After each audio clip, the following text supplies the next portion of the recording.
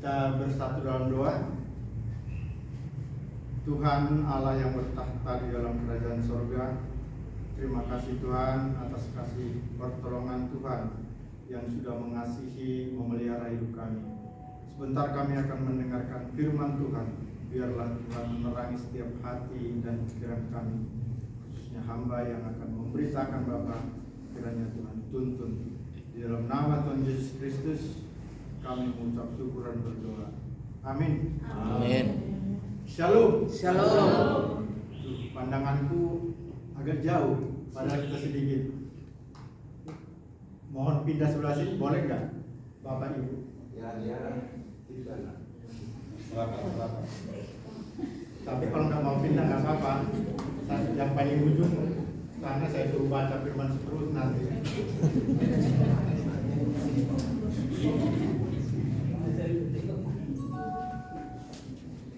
Ya, jadi enak lihatnya. Ya, baik Bapak Ibu, sudah ditampilkan kita buat judul hidup baru dan hidup yang lama. Ya, hidup baru dan hidup yang lama. Mungkin kita sudah sama-sama memahami bagaimana hidup yang lama yang lebih cenderung mengikuti kehidupan dunia ini ya. Ya baik, slide berikutnya.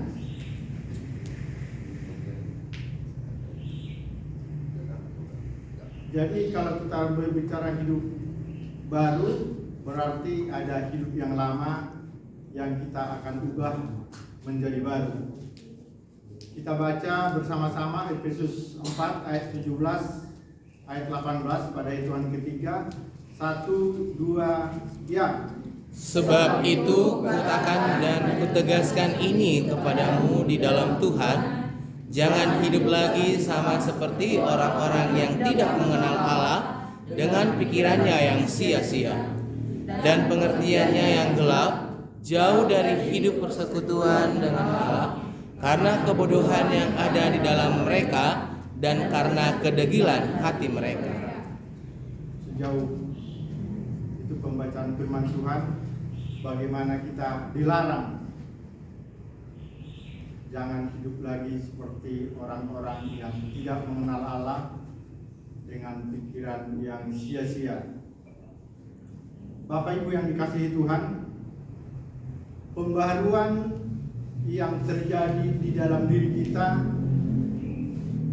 yang dikerjakan oleh karya penebusan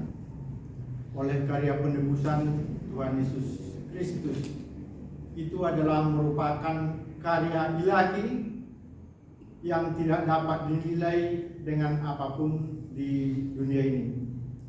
Sebab pembaharuan itu membawa keselamatan dan kehidupan yang kekal. Itulah penebusan yang Tuhan lakukan, rela turun ke dunia ini untuk mati dan bangkit untuk memperjuangkan ciptaannya. Pembaharuan itu bukan dikerjakan usaha manusia, tapi oleh karena karya Allah. Makanya firman Tuhan mengatakan kita hidup oleh karena kasih karunia. Jadi natur kebiasaan hidup kita yang berdosa diubahkan menjadi baru, sekalipun kita masih mengalami tantangan dan pergumulan secara daging. Tetapi keinginan hati kita dibaharui oleh Roh Kudus.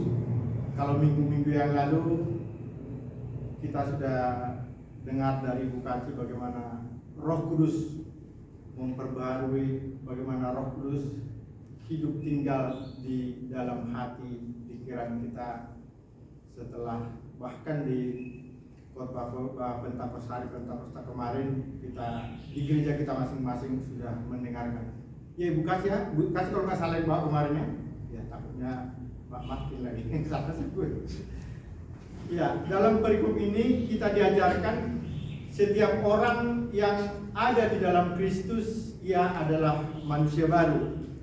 Lalu seperti apa hidup kita? Tuhan menghendaki hidup baru kita adalah pikiran kita, cara hidup kita tidak lagi mengikuti keinginan-keinginan dunia ini. Tentu kita tahu keinginan-keinginan dunia ini, kecemaran, mabuk dan lain hal. Kalau mungkin kita nggak mabuk, kita nggak melakukan itu, kita juga saat-saat ini bisa menjadi penggosip. Bahasa kerennya sekarang menjadi hoak, ya. Itu yang harus kita hindari agar hidup kita benar-benar baru. Pikiran sia-sia, pengertian yang gelap tidak ada lagi di dalam hidup kita, melainkan kita memiliki pikiran dan perasaan seperti Kristus, memiliki hubungan persekutuan yang erat dengan Tuhan. Kita tidak lagi hidup dalam kecemaran, melainkan hidup dalam kekudusan sesuai dan seturut kehendak Tuhan. Kita mau lihat ilustrasi, ada 2 ilustrasi bagaimana kita hidup baru. Ya. Kita lihat kupu-kupu, ya, proses menjadi kupu-kupu. Awalnya dia menjadi ular, setelah itu kepompong, setelah itu baru menjadi kupu-kupu. Kalau dia sudah menjadi kupu-kupu, itu sudah pasti indah. Itulah menjadi proses yang seharusnya kita alami dalam hidup kita ini. Next. Dari proses ulat menjadi kupu-kupu, dapat disimpulkan bahwa kupu-kupu tidak pernah kembali menjadi kepompong. Tidak pernah kembali menjadi kepompong. Maaf. Ulat, kupu-kupu dapat disimpulkan kupu-kupu tidak akan pernah kembali menjadi kepompong. Kepompong tidak akan kembali menjadi ulat. Ya. Jadi dia tidak kembali lagi ke kehidupan lamanya. Mungkin kalau waktu masih ulat kita masih geli melihatnya, masih takut. Ya. Hal inilah yang dikatakan hidup baru. Kupu-kupu tidak akan pernah menjadi kembali kehidupan lamanya, melainkan hidupnya indah untuk selama-lamanya. Makanya waktu anak-anak kita nggak tahu, ada sama seperti saya, waktu di kampung dulu anak-anak suka nangkap kupu-kupu, ya, karena memang bagus-bagus. Jadi seperti itulah sebenarnya hidup kita ini pada akhirnya tetap bagus dan tidak akan kembali kehidupan yang lama.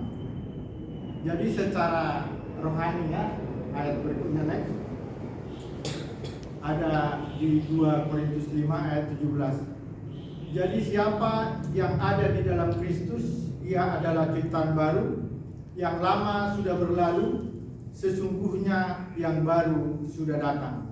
Apa itu yang baru sudah datang? Kita lihat 1 Yohanes 5 ayat 11. Dan inilah kesaksian itu. Allah telah mengaruniakan hidup yang kekal kepada kita, dan hidup itu ada di dalam Anaknya. Jadi sebenarnya kalau kita beriman, kita percaya kepada Tuhan Yesus Kristus, kita adalah sudah menjadi orang-orang yang beriman. Orang-orang yang sudah beriman. Karena di dalam Anak itulah sebenarnya hidup yang kekal ini, sesuai dengan ayat firman Tuhan ini. Karena kalau kita tidak beriman, ya sia-sia penebusan Tuhan Yesus yang rela mati menderita untuk menebus orang-orang yang berdosa. Yang kedua, kita mau lihat ilustrasi seperti ular, ya. Ya, ular ini kalau dia proses ganti kulit, ya ada perubahan yang baru, ya. Jadi saat dia sebelum ganti kulit pasti jelek, karena mungkin udah mulai pecah-pecah kulitnya karena akan berganti. Jadi walaupun ular ini sudah berubah, dia ya namanya tetap ular. Dalam setiap perubahan yang dialami, dia ya tetap menjadi ular. Tidak bisa kita katakan menjadi hebat dia walaupun indah. Jadi dia ular ya tetap ular. Jadi lain tadi yang ular menjadi kepompong dan menjadi kupu-kupu. Jadi dia ada progres yang bisa kita lihat. Kalau ini ya dari ular ganti kulit ya tetap ular. Mungkin dia makin besar, biasanya pergantiannya karena makin besar dia, jadi kulitnya yang lama harus berganti. Jadi artinya hidup ular ini ya tetap pemakan bangkai dan binatang dan lain-lain. Jadi tetap hidupnya ya begitu-begitu aja, tetap ular. Intinya tidak ada yang berubah dalam perilaku si ular atau kembali ke habitatnya yang semula.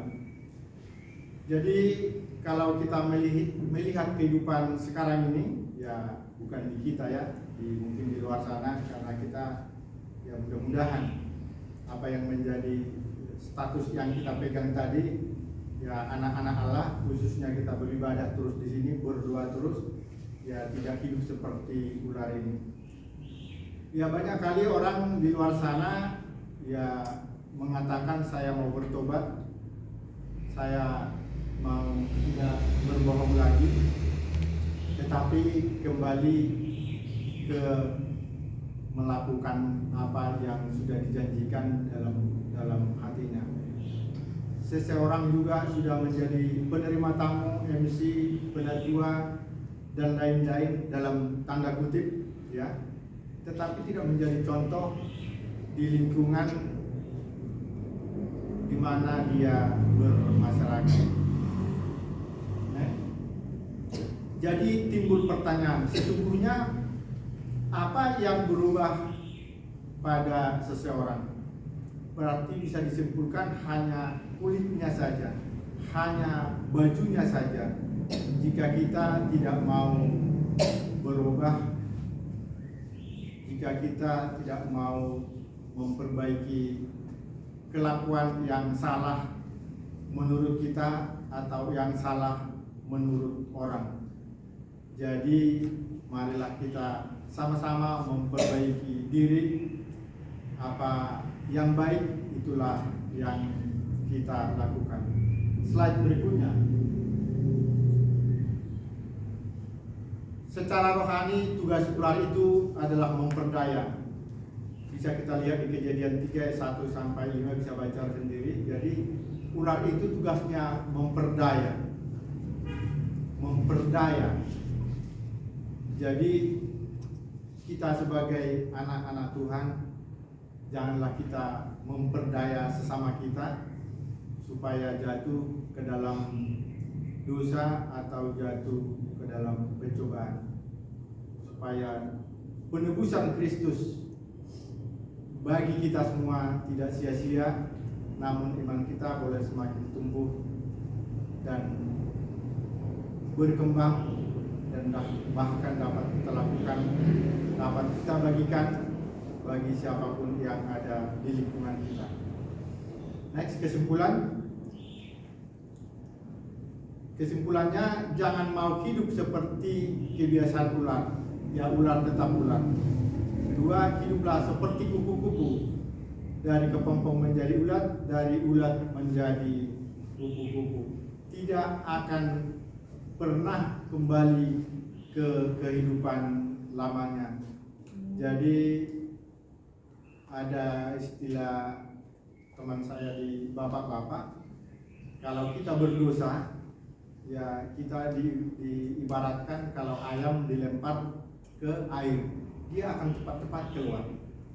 Tapi kalau bebek dilempar ke dalam air, pasti dia akan bertahan, ekornya gitu ya. Jadi dia bertahan. Jadi biarlah kita cepat-cepat berubah jika kita tahu itu adalah dosa atau pencobaan. Demikian firman Tuhan, kiranya Roh Kudus menerangi hati dan setiap pikiran kita. Mungkin saya kurang cakap untuk menerangkannya, tapi biarlah Roh Kudus yang bekerja dalam setiap kehidupan kita. Kita berdoa. Terpujilah nama-Mu Tuhan yang sudah mengasihi memberkati kami. Kami sudah mendengarkan kebenaran firman Tuhan. Bagaimana kami boleh berubah dari kebiasaan hidup kami yang lama menjadi hidup kami yang baru, menjadi orang-orang yang beriman, yang mau bersekutu, yang mau menaati kebenaran firman Tuhan, agar kami boleh menjadi anak-anak terang yang hidup di hadapan Bapa. Di dalam nama Tuhan Yesus Kristus kami mengucap syukur dan berdoa. Amin.